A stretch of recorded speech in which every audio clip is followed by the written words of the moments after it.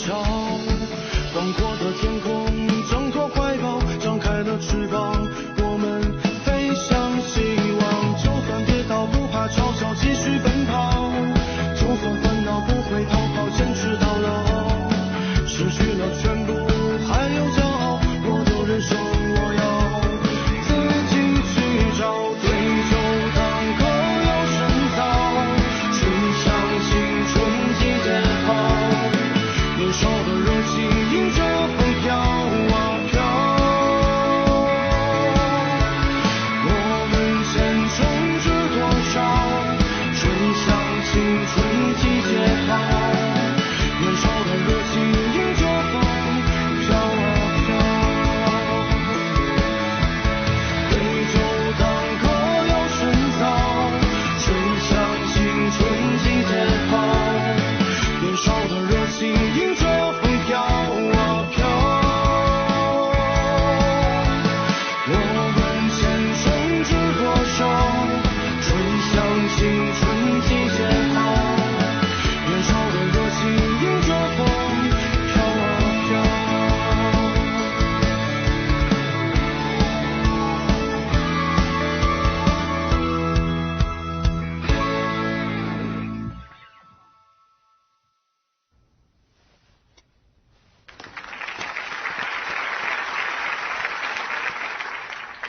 और ये भी।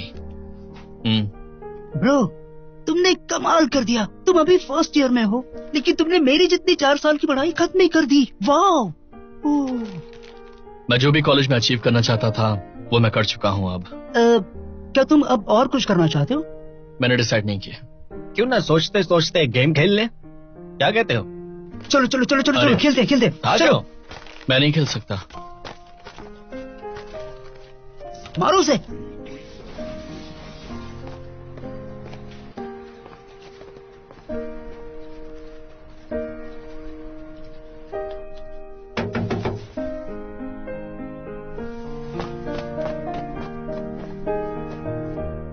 मेरे अंदर ऐसी कौन सी कमी है कि लोग मुझे निकाल नहीं रहे? एफर्ट तो मैं पूरा मार रहा हूँ। ऑफिस से कॉल आ रहा है, इतने मनान, हमारी टीम में काम क्यों नहीं? तुम आज कॉलेज के जॉब फेयर में क्यों नहीं आए? क्या तुम इस सेमेस्टर में पास नहीं हुए हो? पर जो हे मनान, मैंने सुना तुम 6th क्लास में फेल हो गए और तुमने CET 4 भी नहीं दिया। ग्रेजुएट होना मुश्किल लग रहा है। हे, तुम्हें ली से बात करनी चाहिए, वो तुम्हें बहुत पसंद करता था ना। तुम्हें याद भी है तुम फर्स्ट ईयर में कितने होशियार थे? तुमने इन 3 सालों में क्या किया है? अच्छे स्टूडेंट से बेकार हो चुके हो। एक टूटता तारा भी इतनी जल्दी नहीं गिरता।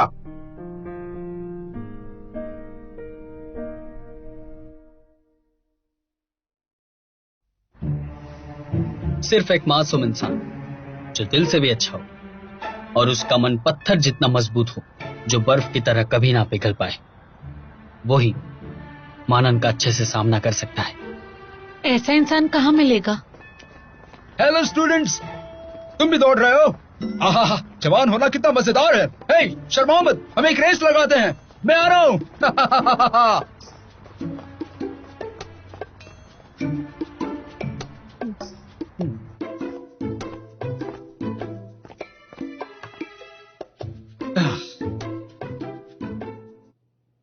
हेलो मनान, मैं हूँ। नानबे ने मुझे आपके बारे में बताया। आप टीम 2 के कोच सर है ना? शाउसा, आप सीधा पॉइंट पर आ जाइए। मेरा नाम साजिशु है। ठीक है, मैं पॉइंट पर आता हूँ। हाँ, तो वक्त आ गया है कि मैं तुम्हें हमारी डिबेटिंग टीम को ज्वाइन करने का इनविटेशन दूं। टीम 2। नहीं करूंगा। मनान, मेरी बात सुनो। मेरे पास टीम 2 के लिए एक बहुत अच्छा प्लान रेडी है। आगे जाकर हम प्रोविंशियल कंपटीशन में जाएंगे, टीम 1 को हराएंगे और नेशनल चैंपियनशिप भी जीतेंगे। इन सब के बाद तुम्हें बेस्ट स्टूडेंट अवार्ड के लिए भी रेकमेंड करेंगे। तुम्हारा फ्यूचर ब्राइट है।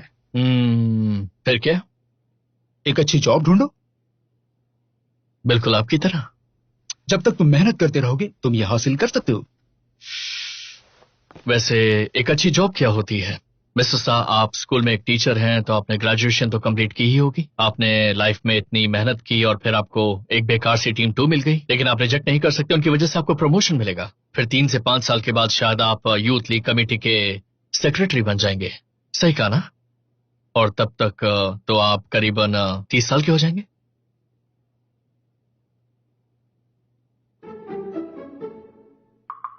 क्या यही है वो ब्राइट फ्यूचर? आप मुझे ऐसे क्यों देख रहे हैं? कहीं मैं आपके साथ कुछ ज्यादा ही रूट तो नहीं हो गया?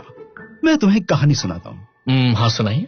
3 जुलाई को 1518 में कीचुन कंट्री के हुबे प्रोविंस में एक मेडिकल फैमिली में एक छोटे से बच्चे ने जन्म लिया था। उसके माँ बाप ने उसका नाम रखा था ली शेजन। एक मिनट, आप ये सब मुझे क्यों बता रहे हैं? मेडिकल साइंटिस्ट और एक फार्मासिस्ट था। उसने एक मास्टरपीस बनाया जिसमें 1.92 मिलियन वर्ड्स थे, कंपेंडियम ऑफ मटेरिया मेडिका। उसने 8 एक्स्ट्रा मेरिडियंस और स्टडी ऑफ द पल्स भी लिखा था। लेकिन ये सब तो मैं स्कूल में पढ़ ही चुका हूँ ना। तो हम उनकी कहानियों से क्या सीख सकते हैं?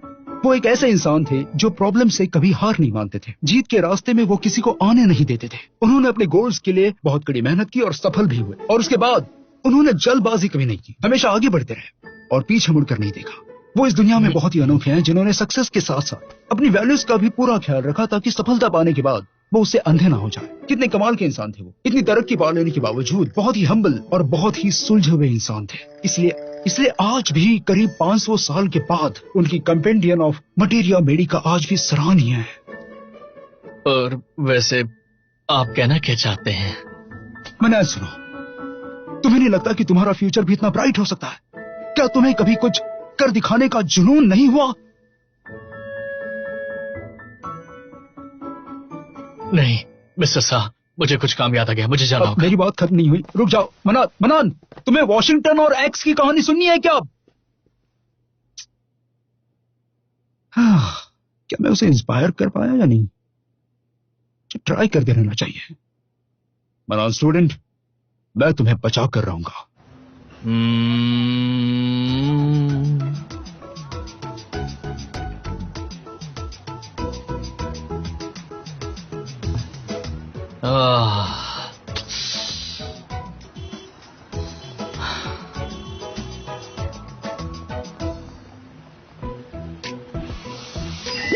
अरे हाँ, आप फिर से यहाँ आ गए? हाँ, मैं आ गया।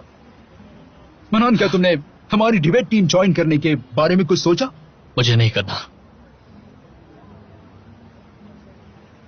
आप क्या कर रहे हैं? मैं तुम्हें एक कहानी सुनाता मुझे और सेलिब्रिटीज की कहानी नहीं सुननी। ये एक सेलिब्रिटी की कहानी नहीं है। किसकी है? क्या तुम सैल्मन के बारे में जानते हो? सैल्मन? उसे डामा फिश भी कहा जाता है। वो एक बहुत ही बेहतरीन फिश में से एक है। उन्हें वैसे तो फ्रेश वाटर रिवर्स और लेक्स में ही रहना चाहिए, लेकिन वो बहुत बहादुरी दिखाकर अपनी पूरी जिंदगी सी में बिताते हैं। जब बच्चे पैदा करने होते हैं तो वो सैकड़ों मील तक अपने घर तक तैरते हैं ताकि वो ऐसा कर सके। और एक बार उनके बच्चे पैदा हो जाते हैं तो वो अपना दम तोड़कर अपनी जान दे देते हैं। अगर उनकी जिंदगी पर गौर फरमाएं तो वो सिर्फ माइग्रेट करते रहते हैं और गोल गोल घूमते रहते हैं, एक नस्ल के बाद दूसरी नस्ल।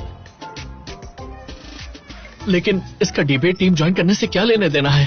किसने उन्हें अनदेखी दुनिया में जाने के लिए गाइड किया? इसके बावजूद कि इंसान, भालू या ईगल उन्हें जान से मार सकते हैं, वो फिर भी बिना डरे आगे बढ़ते ही रहते हैं। क्या तुम्हें इंस्पिरेशन फील नहीं होती? क्या तुम भी ऐसे नहीं बनना चाहते? क्या तुम्हें नहीं लगता कि ऐसा करना चाहिए? क्या तुम्हारा कुछ कर दिखाने का जुनून पैदा नहीं होता? बिल्कुल नहीं मिस्टर शाह, मुझे कहीं जाना है, मैं चलता हूँ। लेकिन मेरी बात खत्म नहीं हुई है। मनान, क्या तुम्हें अफ्रीकन सवाना की टिबेटियन एंटीलोप की कहानी नहीं सुननी? मनान,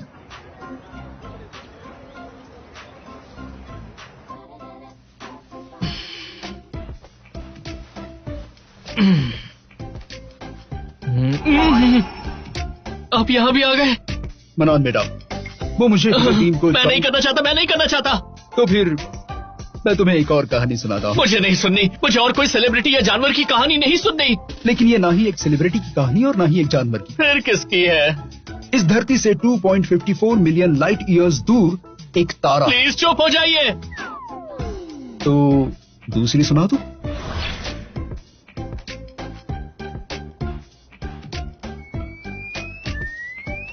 मनान सुनो ना। आप यहाँ कब आए? हाँ, क्योंकि अब तुमने फर्स्ट राउंड खेल ही लिया है तो। लेकिन आपके आने की आवाज भी नहीं आई, मैं तो डर ही गया। वो तुम ध्यान लगाकर बैठे हुए थे ना, और वैसे भी मुझे भी खेल में दिलचस्पी है, तो मैं तुम्हें डिस्टर्ब नहीं करना चाहता। एक मिनट वहीं रुक जाइए, वहीं पर रहिएगा, पास मत आइएगा।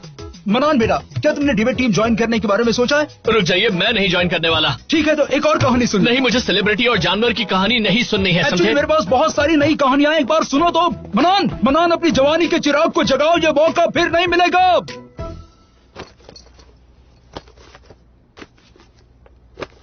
आनंद, आ जाने की तैयारी कर रहे हो? मेरे डैड का मैसेज आया था, घर आने के लिए कह रहे हैं। अच्छा। वैसे शायद सर नहीं, नहीं, उनका नाम भी मेरे सामने मत लेना कभी।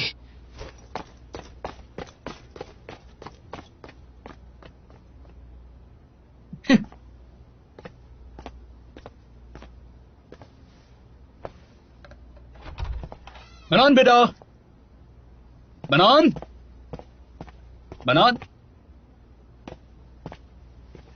मनान बेटा, कहाँ गया? भाग गया।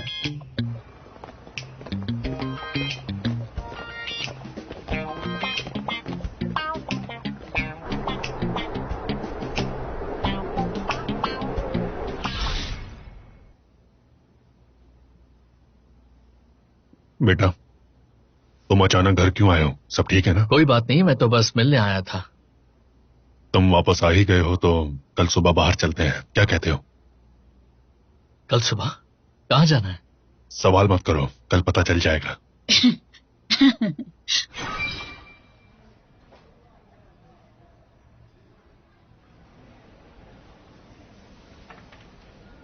हम यहाँ क्या कर रहे हैं? घर खरीद रहे घर खरीद रहे हैं? हाँ। लेकिन घर खरीदने की क्या जरूरत है? घर नहीं होगा तो तुमसे शादी कौन करेगा? नहीं नहीं, तुम्हारे डैड का वो मतलब नहीं था। उनका मतलब था अगर तुम और तुम्हारी गर्लफ्रेंड को शादी करनी होगी और तब घर के दाम इतने कम नहीं हुए तो हम क्या करेंगे? हाँ, तुम जैसे ही कॉलेज गए तो हम दोनों ने घर के लिए पैसे जोड़ने शुरू कर दिए और अब तुम ग्रेजुएट होने वाले हो तो हमारे पास पैसे भरपूर हैं। कितनी अच्छी बात है ना? अरे बेटा, तुम्हारे डैड का ये मतलब नहीं था। हम तुम्हें ग्रेजुएट होने के लिए फोर्स नहीं कर रहे। अब तो तुम बड़े हो गए हो और तुम्हें अपनी आजादी चाहिए। तुम आजाद होकर अपने तरीके से जी सकते हो। तुमने अपना भविष्य खुद चुना है। तुम्हारी लाइफ में इंटरफेरेंस हम नहीं सच बात करेंगे, है। लेकिन हमें भी आजादी होनी चाहिए तुम्हारा ख्याल रखने की। इसलिए तुम्हें भी इंटरफेयर नहीं करना चाहिए, है ना? हाँ। जरा ये वाला देखो, कितना सुंदर घर है।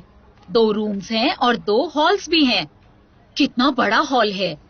और ये बालकनी तो देखो, इसे स्टडी रूम बना सकते हैं। आपका नाम मानान है ना? अपना आईडी दिखाइए प्लीज। मेरा आईडी क्यों चाहिए? 1 मिनट। सब ठीक है, ये लीजिए, यहाँ साइन कर दीजिए। साइन करो।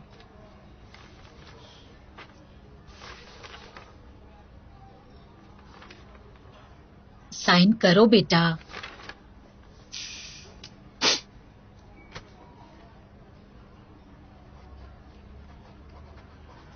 ये लो बेटा, और लो। स्कूल का खाना खा खा के थक हाँ गए बेटा, होगे। मैंने तुम्हारे जेब खर्च के लिए पैसे भी ट्रांसफर कर दिए। Thank you dad. कोई बात नहीं बेटा। अरे रुको, खाना बंद करो। हमें पहले सेलिब्रेट करना चाहिए। हमारे बेटे नैन का खुद का घर है। ये तो सेलिब्रेट हाँ। करना चाहिए। Come on, Cheers. चीयर्स। ज्यादा मत पीना। पूरा खत्म मत कीजिए, सेहत के लिए अच्छा नहीं है। अरे सुनिए ना, क्या हमें फिश टैंक का पानी बदलवाना चाहिए? देखिए ना, फिश खुश नहीं है। हाँ। पानी जरूर बदल देना। मैं कल कर दूंगा।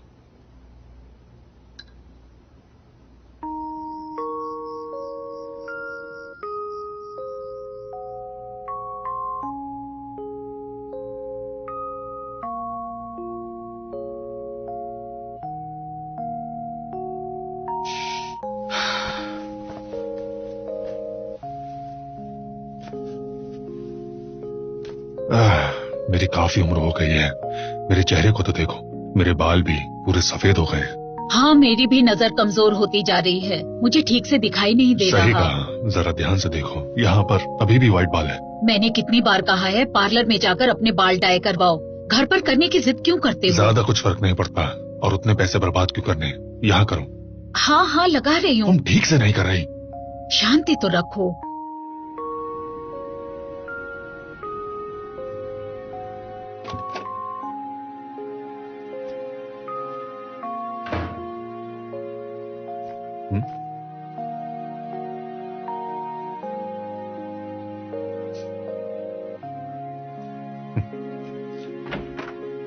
नान बेटा, फिश टैंक का पानी तो ये चला गया।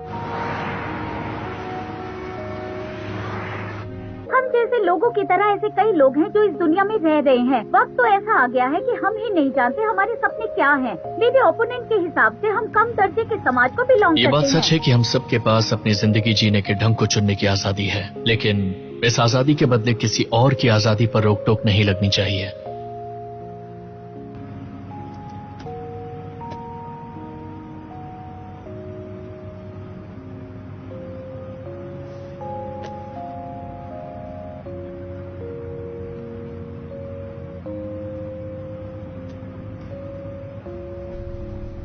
हेलो नानबे, कल रात को तुम कहाँ थे? फोन किया, उठाया नहीं तुमने।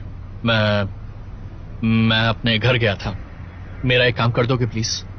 हाँ बोलो। घर जाकर मेरी ड्रॉवर खोलना, तीसरी ड्रॉवर, उसमें मेरा आईडी कार्ड होगा। मेरा आईडी नंबर चेक करना, CT4 के लिए साइन अप करना है। No problem. और हाँ, तुम्हारी टीम को अभी भी मेरी जरूरत है।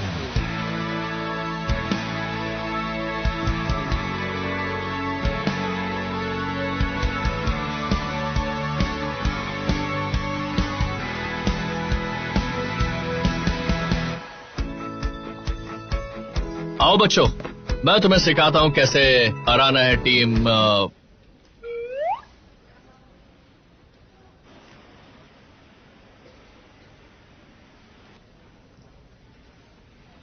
पैकेज 7301 आप में से किसी का है? नहीं है? माफ कीजिएगा।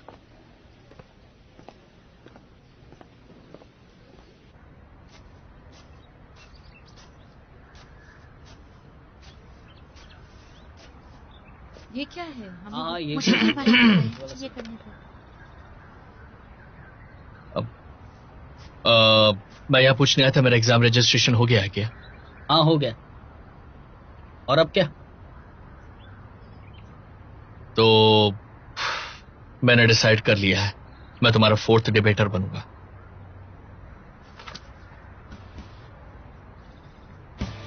अब बारी है जिसका सबको बेसब्री से इंतजार है, और वो है फ्री डिबेटिंग। चलिए हमारे डिबेटर्स का वेलकम करते हैं। Thank you madam. पहले डेफिनेशन समझते हैं। कंफर्ट जोन एक ऐसा एनवायरनमेंट है जिसमें ज्यादा कंफर्टेबल होते हैं और अपना काम कर सकते हैं। ज्यादा कंफर्टेबल का क्या मतलब है, और कंफर्टेबल के आपके हिसाब से डेफिनेशन क्या है? ज्यादा कंफर्टेबल का मतलब है अनकंफर्टेबल नहीं होना, और काम से हमारा मतलब है इस एनवायरनमेंट में ऐसी चीजें करना जिससे इंसान को सिर्फ खुद ही मुनाफा हो और किसी को नहीं। कंफर्ट जोन वाले बच्चे अपने माँ बाप पर एक बोझ हैं। उन्होंने ऐसा क्या काम किया है? उन्होंने अपने पेरेंट्स का साथ दिया है। साथ देने के लिए आप कुत्ता भी पाल सकते हो, तो उसने कौन सा काम किया है? वो तो उसके जीने का मकसद है। इसीलिए तुम्हारी डेफिनेशन में खुद के लिए फायदे वाला काम करना गलत है। तुम्हारे हिसाब से हमें कंफर्ट जोन से बाहर आना चाहिए, लेकिन जब वो इतना कंफर्टेबल है तो हम बाहर क्यों आए? लेते रहना, कंफर्टेबल है तो बैठना है क्यों? चेयर बहुत ही कंफर्टेबल है तो खड़े रहने का तो कोई मतलब ही नहीं बनता, क्योंकि जब तक मैं खड़ा नहीं रहूंगा तब तक लोग मेरे लिए तालियां भी नहीं बजा पाएंगे। हमारे डिबेटर भी खड़े हुए थे, लेकिन वो अपनी बातों में लड़खड़ा गए। इसलिए अगर आप कॉन्फिडेंस से खड़े होते हो तो आपको तालियां मिलती है, वरना शर्मिंदगी भी हो सकती है, लेकिन बैठे रहने पर आपको कभी शर्मिंदगी नहीं होगी। अगर आप सब बैठे रहे तो ज्यादा शर्मिंदगी होगी। मेरे फेलो डिबेटर्स, पॉइंट पर आते हैं। क्या सफर करना ठीक है? क्या डिसकंफर्टेबल सफरिंग जैसा है? क्या आपको नहीं लगता? वैसे देखने जाए तो जिम में जाना बहुत ही अनकंफर्टेबल है, लेकिन मुझे पसीना अच्छा लगता है, इसलिए मैं जिम में जाता हूँ। मुझे एक्सरसाइज कंफर्टेबल लगती है। तुम्हारे लिए सब कुछ कंफर्टेबल है। जो भी चीज तुम्हें बेहतर बनाती है तुम उसे कंफर्टेबल मानते हो, और तुम्हारी इस बात से हम अनकंफर्टेबल हैं। मजे लेने में मजा आता है। हमने पहले ऐसा नहीं किया। अपोजिंग साइड की गलती है इसमें।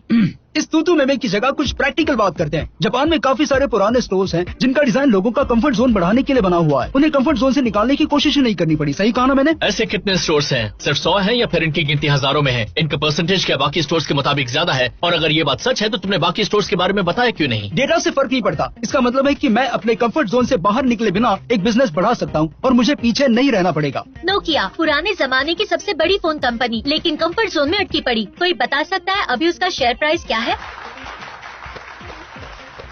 चलिए फिर टाइम में और पीछे जाते हैं। गिंजा सुशी को टोक्यो में पिछले 120 सालों से सुशी बना रहे हैं। वो अपने कंफर्ट जोन में काफी अच्छा कर रहे हैं ना? यामाहा ने अपने मन की निटेंडो ने अपना बिजनेस बदल दिया और मिशेलिन ने अपने काम से अलग कुछ करने के लिए बीड़ा उठाया था। क्या ये सारी वर्ल्ड क्लास कंपनीज अपने कंफर्ट जोन से बाहर निकलने के लिए फेमस हुई थी क्या? वैसे भी तुम्हारी कंपनी को कोई नहीं जानता। यामाहा ने इंस्ट्रूमेंट्स रिपेयर करना नहीं छोड़ा जब उन्होंने शिप्स बनानी शुरू की। मिशेलिन ने टायर्स बनाना नहीं छोड़ा जब उन्होंने फूड गाइड्स लिखना शुरू किया। उन्होंने अपना कंफर्ट जोन नहीं छोड़ा बल्कि उसकी बाउंड्री को और बढ़ा दिया। फिर भी वो अनकंफर्टेबल नहीं हुए। क्या ये बेहतर नहीं है? यामाहा और मिशेलिन का एक्सपेंशन उनकी 100 साल पुरानी नींव पर मुमकिन हुआ। लेकिन हम तो आजकल के यंगस्टर्स के बारे में बात कर रहे हैं जिन्होंने कुछ साल पहले ही पढ़ाई करना शुरू किया है। हमारा कंफर्ट जोन अभी भी हमारे पैरों के नीचे की जमीन ही है। मेरे फेलो डिबेटर्स, क्या मेरा ये हक नहीं है कि मैं अपने कंफर्ट जोन में रहूं? क्या सारे यंग बच्चों को नेवर गिव अप के स्लोगन को मानना ही होगा? क्या मैं अपने कंफर्ट जोन में शांति की जिंदगी नहीं जी सकता? हाँ, तुम रह सकते हो, लेकिन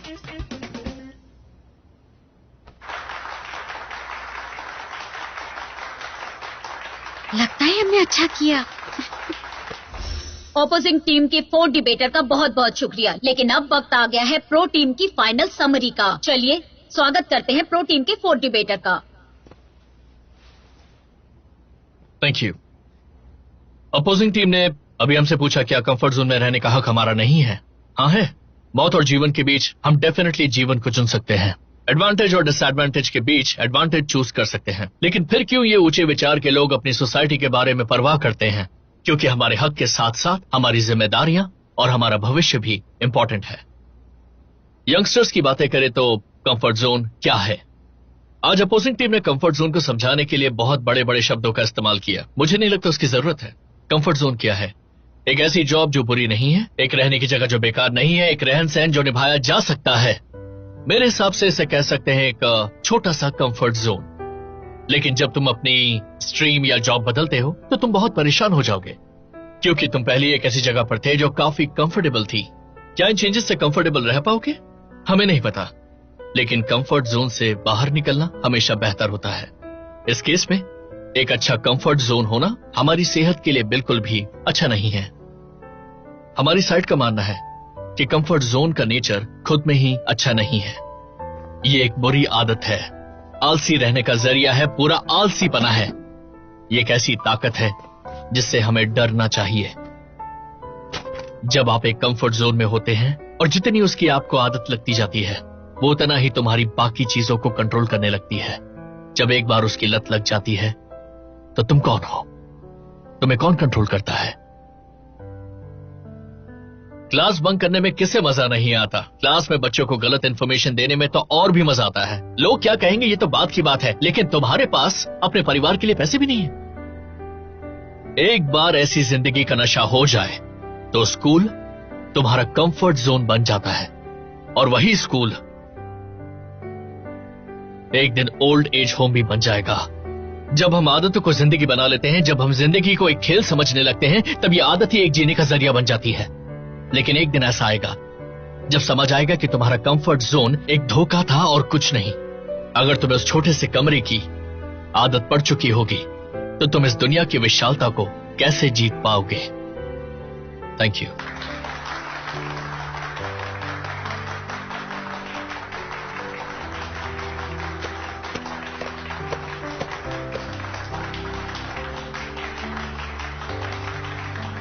इस डिबेट कंपटीशन का रिजल्ट इस वक्त मेरे हाथ में है और अब मैं अनाउंस करने वाली हूं कि कौन विनर है। प्रो टीम, जो कि ड्यूफ की डिबेट टीम है।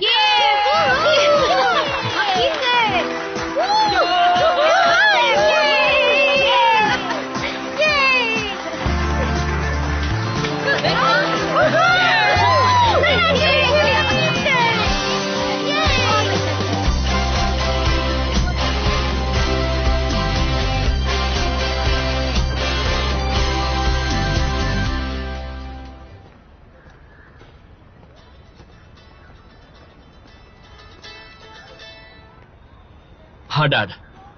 नान, तुम्हारे बैंक अकाउंट का नंबर क्या है बेटा? कोई बात नहीं, मैं घर आकर वीकेंड पर आप दोनों के साथ डिनर पर चलूंगा। काफी टाइम हो गया आपसे मिले। ठीक है। आपको पैसे भेजने की जरूरत नहीं है, मैंने पार्ट टाइम जॉब शुरू कर दिया है। लेकिन हर महीने मुझे अपने बैंक अकाउंट में 6000 युआन रखने ही पड़ेंगे। मुझे महीने के अंत में होम लोन की EMI जो भरनी है। मेहनत करते रहो बेटा।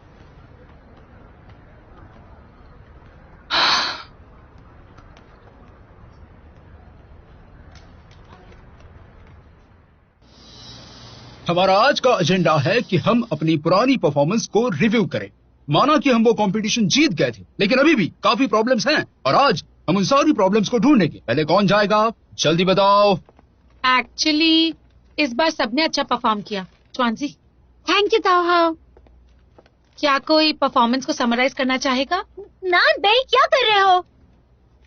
जो आंसर बताएगा मैं उसे खाना खिलाऊंगा। रुको। मुझे लगता है कि सबसे अच्छा परफॉर्म शावियू ने किया है, इसीलिए वो सबसे बेस्ट। ओह, तुमने भी बहुत अच्छा परफॉर्म किया, लेकिन मेरे हिसाब से सबसे अच्छा प्रदर्शन किया है ताहाओ ने। तुम्हारी स्पीच की वजह से हम सीधा जीत की ओर बढ़ गए। नहीं, आज के हमारे छुपे रुस्तम थे हमारे 4 डिबेटर माना। मेरे बारे में कोई नहीं कहेगा। और मेरा क्या? स्वांसी, हमारी लॉजिस्टिक टीम और चीयरिंग टीम की लीडर होने के नाते तुम्हारा प्रदर्शन भी काफी उम्दा था। डोंट वरी, तुम सबसे बेस्ट थी। ऑपोजिंग टीम की चीयरिंग टीम भी तो बोलती बंद हो गई थी। बस हुआ, बंद करो। एक दूसरे को सपोर्ट करना बंद करो। आज की मीटिंग का एजेंडा है कि हम एक दूसरे में कमियां ढूंढे, ठीक है? सच कहूँ तो हमें बहुत ही ज्यादा प्रॉब्लम्स होती रहती है, लेकिन हम है ना बहुत ही अच्छे से और बारीकी से काम करते हैं। तुम्हें हॉटपॉट खिलाऊंगा। हाँ, लेकिन मुझे नहीं लगता कि इतनी बड़ी प्रॉब्लम थी। प्रॉब्लम बहुत छोटी थी, वो अटक गया था तो हमने उसे बाहर निकाल दिया, सिंपल। तुम किसकी बात कर रहे हो? कौन उनके लॉजिकल सेटअप में फंस गया था? कौन उनसे थोड़ा सा घबरा गया था? नॉन बेट, तुम ही थे ना वो? नहीं, कमियां मुझ में थी। मेरी आर्गुमेंट पूरी तरह से परफेक्ट नहीं थी ना, इसलिए। सच कहूँ तो तुम्हारी गलती नहीं थी, सारी की सारी गलती मानन की थी। ऐसा कैसे कर सकते हो?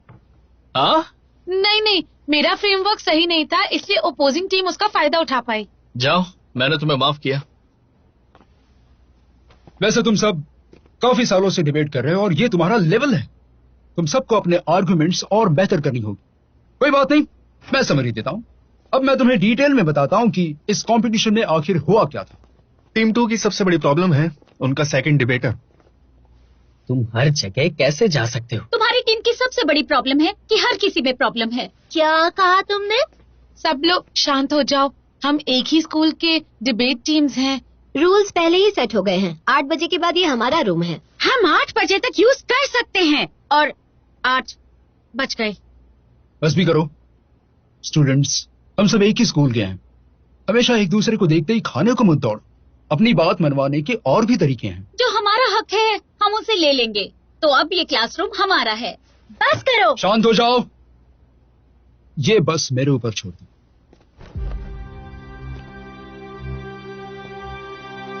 ये देखो, ठंडी हवा खाने का मजा ही कुछ और है। क्लासरूम में घुमस होती है, हम ठीक से सोच नहीं पाते।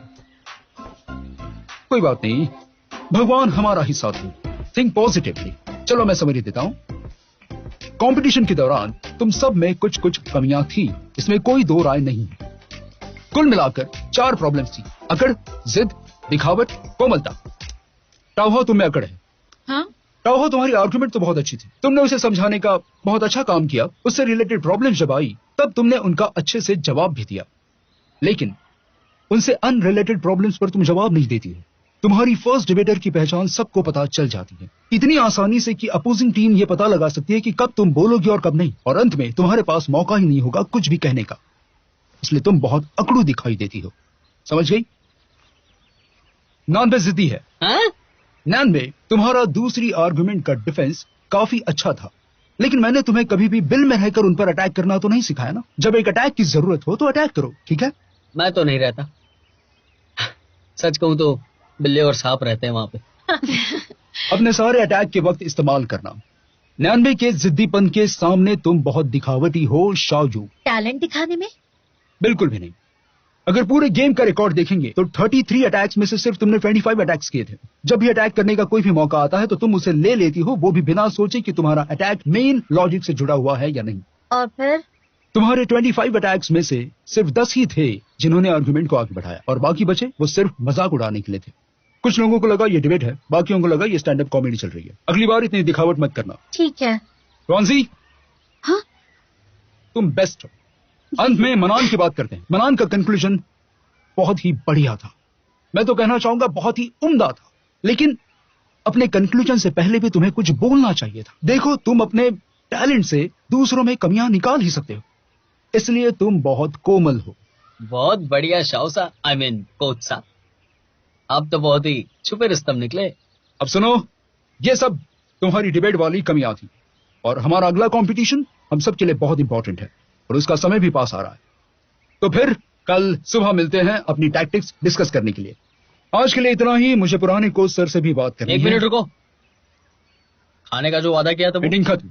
हाँ कोच। लेकिन सर मुझे सर सुनिए तो, आपने फोन उल्टा पकड़ा है। Yes sir. अब मैं भी चलती हूँ। हाँ, तुम्हारी तबीयत थोड़ी ठीक नहीं है, तुम्हें नहीं जाना चाहिए। अब बेहतर लग रहा है। वैसे भी मुझे डेट पर जाना है। तुम अपने बॉयफ्रेंड से फिर कभी मिल लेना। हमने बहुत पहले डिसाइड किया था और वो मेरा इंतजार कर रहा होगा। शाओयू, तुम समझ क्यों नहीं रही हो? प्यार की ताकत से सब चीजें ठीक हो जाती हैं। अब मुझे जाना होगा। Bye bye. ताओहाओ आजकल थकी हुई लगती है। हाँ। मुझे उसकी फिक्र होने लग गई है। उसके पास स्टूडेंट यूनियन का काफी काम है और हाल ही में उसने एक इंटर्नशिप भी शुरू की है। हाँ, मैंने सुना है कि कंपनी में काफी लोग रिटायर होने वाले हैं और बहुत सारा काम ताओहाओ अकेली करती है। पता नहीं कब तक ऐसा चलता रहेगा।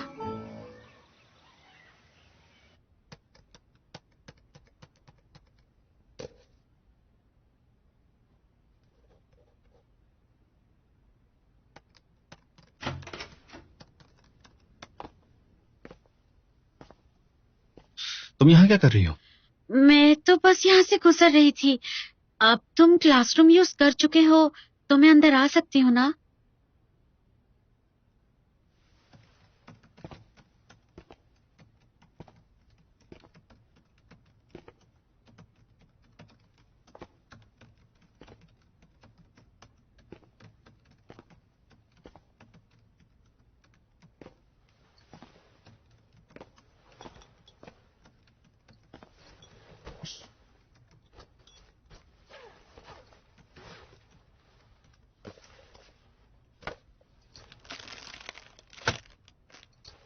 मैंने तुमसे कहा था कि मेरे लिए और मीठा लेकर मत आना। दरअसल ये कुकीज मैंने अपने लिए बनाई थी। ओह, ठीक है फिर।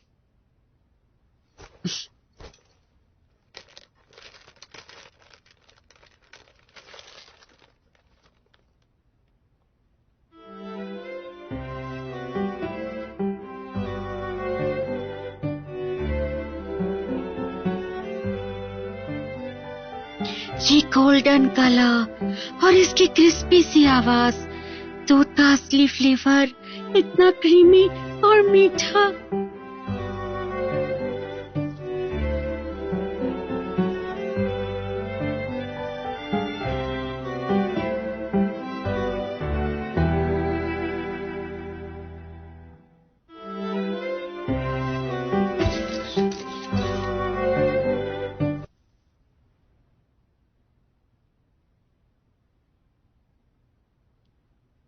यान्सी, हाँ?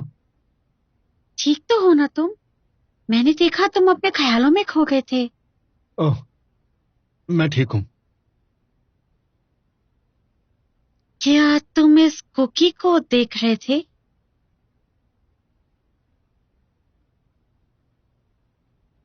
क्या मैं एक ले लूं? हाँ, क्यों नहीं।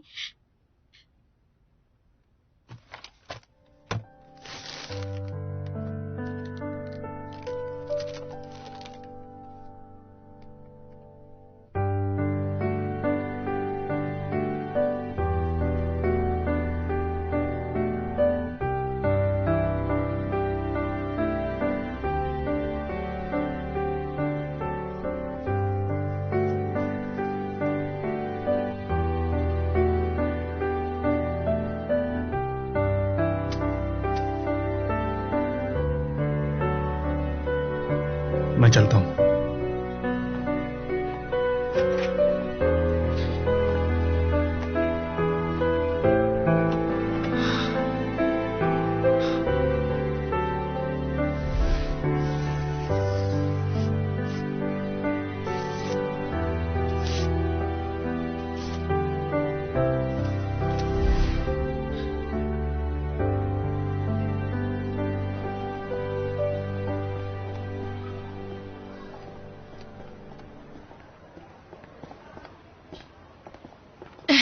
तुम क्या खाओगे? कुछ भी चलेगा। नूडल्स? खाते हैं। और हाँ, तुम्हारा पेट ठीक है ना? फिर हॉटपॉट खाते हैं। तुमने जैसे ही हॉटपॉट कहा मेरा भी खाने का मन कर गया। चलो ना। क्या तुम सच में खाने के लिए कह रही हो क्या? मैं बदल नहीं रही हूँ, मुझे सचमुच हॉटपॉट खाना है। मैंने तो वैसे ही कह दिया था। चलो क्यों ना कैफे चलते हैं। मुझे कंपनी देने के लिए चलो। क्या तुम श्योर हो? फिक्र मत करो, मैं ठीक हूँ। तावाओ को फिर से पेट दर्द हो रहा है, चलो उसे ये दवाई देकर आते हैं। वो भी डेट पे गई है, इतनी जल्दी वापस नहीं आएगी। उसका बॉयफ्रेंड कितना बुरा है, उसे पता है कि उसकी तबीयत ठीक नहीं है, फिर भी उसे डेट पर ले जाने की जिद करता है। मुझे एक बात बताओ, तुम टाओ हाउ को नहीं जानती हो क्या? वो हमेशा दूसरों के लिए सब कुछ करने के लिए तैयार होती है, लेकिन खुद की बात नहीं मनवा सकती। दूसरों का क्या मतलब है? वो दोनों कपल है, तो एक बॉयफ्रेंड को अपनी गर्लफ्रेंड से हारने में क्या प्रॉब्लम है? वहाँ पे ड्रिंक की शॉप, पीना है जाके। मेरा पेट तो पहले से ही भरा हुआ है। मेरी तरफ से तो चलो।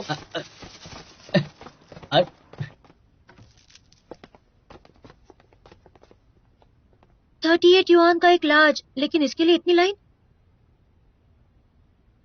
आज के लिए एक ऑफर है, कपल्स के लिए 1 पे 1 फ्री है। बेबी तुम बेस्ट हो। Thank you. तुम बहुत अच्छी हो।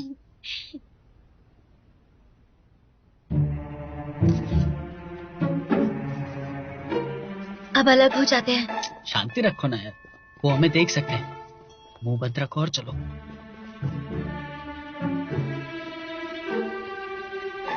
ये कौन सा फ्लेवर है? तुम्हारे पास कौन सा? पता नहीं, शायद पाइनएप्पल होगा। मैं टेस्ट करूं? शायद हमने गलत ऑर्डर किया है। नहीं, हमेशा तो इस पर डिटेल लिखी हुई होती है। अब अलग हो जाए? हाँ ठीक है, हो जाओ। हाँ।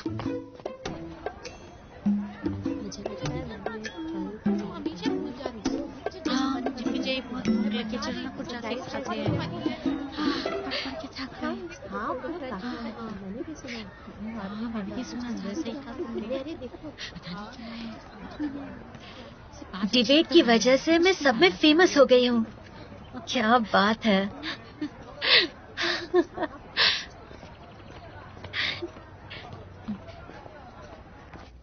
आज का ही वो दिन है जब तुम पूरी दुनिया में फेमस हो सकते हो। तो ट्रेनिंग शुरू करते हैं, लेट्स गो।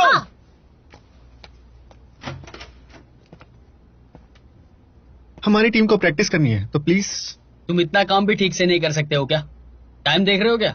हमारा कल एक इम्पोर्टेंट कंपटीशन है, तो हमें क्लासरूम चाहिए, तो आप जा सकते हैं। तुमने ही कहा था ना कि ये रूम 8 बजे तक हमारा है। टीम 1 इमरजेंसी में रूम ले सकता है। शांत हो जाओ, मैं हैंडल करता हूं।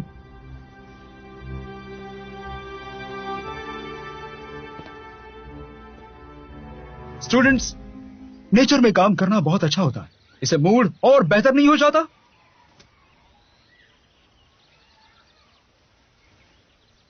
स्टूडेंट्स, हम यहाँ बाहर बैठे। सही कहा, ऐसा नहीं कि हम उन्हें हरा नहीं सकते, लेकिन शायद पुराने कोच हमारी ज्यादा मदद करते। सही कहा, अब थोड़ी देर तक भी खड़े नहीं रह पाए।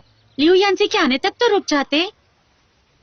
गाइस सुनो ना, इतना ज्यादा परेशान होने की जरूरत नहीं है। हम सब एक ही स्कूल की टीम है, ऐसे बात करने से टीम स्पिरिट खराब हो जाएगी। देखा, टाओ हाउ मेरी बात को समझती है। हमें ऐसी सिचुएशंस को अपने ऊपर हावी नहीं होने देना चाहिए, समझे? हमारा मकसद होना चाहिए अगली कंपटीशन को जीतने का। जैसे ही हम ये कंपटीशन जीत जाएंगे तो हम कुछ कहने के लायक हो जाएंगे। हमारे अगले कंपटीशन के लिए हम लेजेंडरी फुलिन कॉलेज के साथ compete करने जा रहे हैं, जो हमेशा ही शांत रहते हैं। ये टीम अलग है, कुछ भी कर सकती है। जैसे कि उन्होंने इतनी छोटी सी कंपटीशन में भाग लिया जिसमें अच्छी टीम्स कभी नहीं लेती, जो किसी ने एक्सपेक्ट नहीं किया था। मुझे लगता है उन्होंने गलती से कॉन्टेस्ट के लिए रजिस्टर किया होगा। लगा लो बैट। हाँ लगा लो। 1.51। चलो अब देखते हैं कि इस टीम के मेंबर्स कैसे हैं। ये है वोंग वेंजिंग, फर्स्ट डिबेटर। इसे हिस्ट्री बुक भी बुलाते हैं। इसका लॉजिक क्लियर होता है और ये हिस्टोरिकल एविडेंस देने में माहिर है। उसे कविताओं से लेकर सारे मुहावरे आते हैं। इसकी हॉबी लकड़ी जलाकर आग लगाना है और इसने बेस्ट एनवायरमेंटल प्रोटेक्शन अवार्ड भी जीता है। वाह, काफी यूनिक है। सेकंड डिबेटर जाओ शेंगोन, ये बहुत ही तेजी से आर्गुमेंट्स बनाता है और उतनी ही तेजी से अटैक भी करता है, जिससे इसके अपोनेंट्स अपना डिफेंस नहीं कर पाते हैं। जीलिन थर्ड डिबेटर, प्रिंस चार्मिंग और स्मार्ट, जो लोगों की आर्गुमेंट्स में कमियां निकालने में माहिर है और फिर डिफेंस के साथ अटैक करता है। कहते हैं इसके पूर्वज सोक्रेटिस थे। अच्छा तो दिखता है, लेकिन अभी भी पीछे मैं है। बॉयकॉट करता हूँ। मैंने कह दिया ना, मैं बॉयकॉट करता हूँ। Gong Hawking, fourth debater. इसके पास भर भर के नॉलेज है। इसके आर्गुमेंट्स में बहुत इमोशन होता है। ऑडियंस इससे रिलेट कर पाती। भावनाओं का इस्तेमाल करने में ये माहिर है। जरा सुनते हैं। जैसे मेरे फेलो डिबेटर ने कहा, जब रिजल्ट आने के लिए आप कुछ भी करने के लिए तैयार हैं, तो आप इंसान देखो देखो, ये कितना तेज बोल रही है। शायद हमारी तो बोलने की बारी ही ना है। क्या हम जिंदगी इसलिए ये बहुत जरूरी है कि तुम अपनी बात करने की स्पीड को बढ़ाओ। ये हमारा अगला गोल भी है, बात करने की स्पीड। बात करने के ढंग को प्रैक्टिस करना आउट ऑफ फैशन हो चुका है। हमें कॉन्टेस्ट पे ध्यान देना चाहिए ना। ये तो सोचने का बस एक तरीका है। एक्चुअली मुझे लगता है ये लॉजिकल है। डिबेट का मतलब सिर्फ अपनी नॉलेज और लॉजिक को दिखाना नहीं होना चाहिए। अगर आपकी बात करने का ढंग बिल्कुल एक टॉप एंकर जैसा है, तो क्या ऑडियंस को सुनने में ज्यादा मजा नहीं आएगा? बोलो। बिल्कुल सही कहा। ये एक बहुत छोटी सी ट्रेनिंग है। इसके बाद जब तुम बोलोगे, हंसोगे, गाओगे, रोओगे या रैप करोगे, तब तुम प्रैक्टिस भी कर सकते हो। एक ड्रामा स्कूल के बहुत बड़े प्रोफेसर ने ये कहा था कि हर लाइन को प्रैक्टिस करना जरूरी है, इसलिए उसे अपनी जिंदगी का हिस्सा बना लो। ठीक है, चलो यहीं रुक जाते हैं। चलो बच्चों, तो प्रैक्टिस शुरू करते हैं।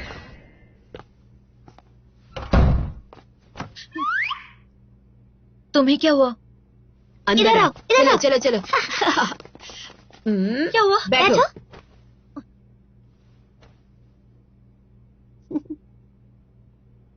क्या हुआ है? ये सब कब से शुरू हुआ? तुम दोनों के बीच आजकल क्या चल रहा है? मुझे नहीं पता। किस बारे में तुम ये? शायू, तुम्हारी और नानबे की फोटो वायरल हो गई है। किस फोटो की बात कर रही हो? ये देखो, ये तुम और नानबे हो ना? ये रोज अपडेट होता है।